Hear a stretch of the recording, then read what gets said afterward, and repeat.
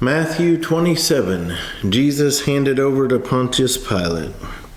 When morning came, all the chief priests and elders of the people plotted against Jesus to put him to death. And when they had bound him, they led him away and delivered him to Pontius Pilate, the governor.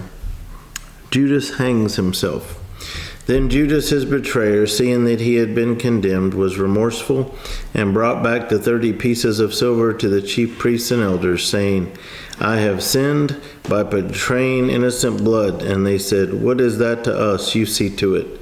Then he threw down the pieces of silver in the temple and departed, and went and hanged himself. But the chief priests took the silver pieces and said, It is not lawful to put them into the treasury, because they are the price of blood. And they consulted together and bought with them the potter's field to bury strangers in. Therefore that field has been called the field of blood to this day. Then was fulfilled what was spoken by Jeremiah the prophet, saying, And they took the 30 pieces of silver, the value of him who was priced, whom they of the children of Israel priced, and gave them for the potter's field as the Lord directed me. And verse 11 says, Jesus faces Pilate. Now Jesus stood before the governor, and the governor asked him, saying, Are you the king of the Jews?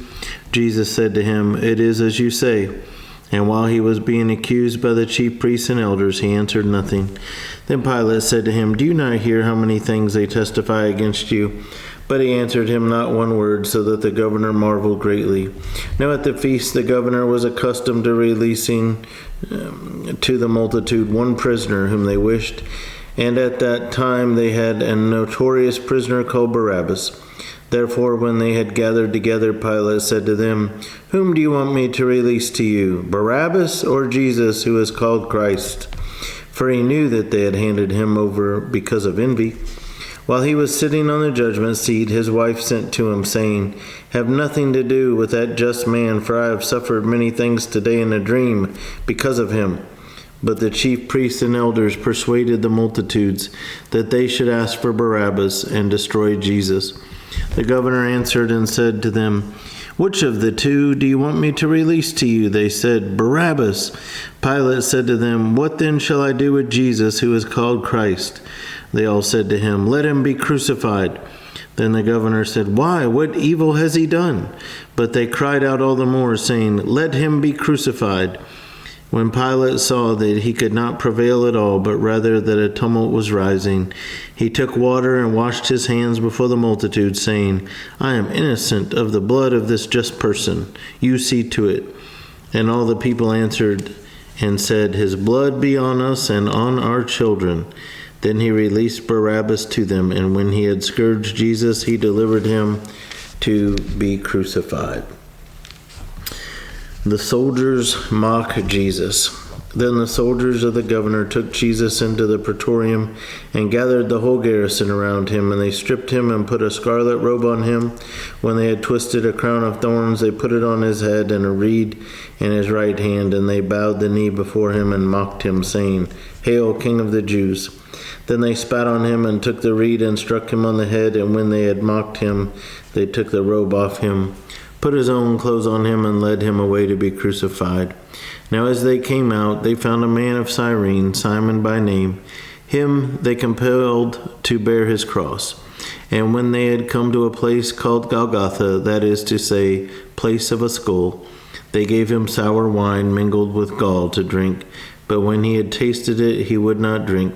Then they crucified him and divided his garments, casting lots, that it might be fulfilled which was spoken by the prophet. They divided my garments among them, and for my clothing they cast lots. Sitting down, they kept watch over him there, and they put up over his head the accusation written against him. This is Jesus, the King of the Jews. Then 2 robbers were crucified with him, one on the right and another on the left. And those who passed by blasphemed him, wagging their heads and saying, You who destroy the temple and build it in 3 days, save yourself. If you are the Son of God, come down from the cross. Likewise the chief priests, also mocking with the scribes and elders, said, He saved others, himself he cannot save. If he is the King of Israel, let him now come down from the cross, and we will believe him. He trusted in God, let him deliver him now if he will have him. For he said, I am the Son of God. Even the robbers who were crucified with him reviled him with the same thing. Now from the 6th hour until the 9th hour there was darkness over all the land. And about the 9th hour Jesus cried out with a loud voice, saying, Eli, Eli, lama sabachthani? That is, my God, why have you forsaken me? Some of those who stood there, when they heard that, said, This man is calling for Elijah. Immediately one of them ran and took a sponge, filled it with sour wine, and put it on a reed and offered it to him to drink. The rest said, Let him alone. Let us see if Elijah will come to save him. And Jesus cried out again with a loud voice and yielded up his spirit. Then behold, the veil of the temple was torn in two from top to bottom, and the earth quaked and the rocks were split. That's in verse 51. That's awesome, because this veil was like 30 feet high or something, made of this thick material.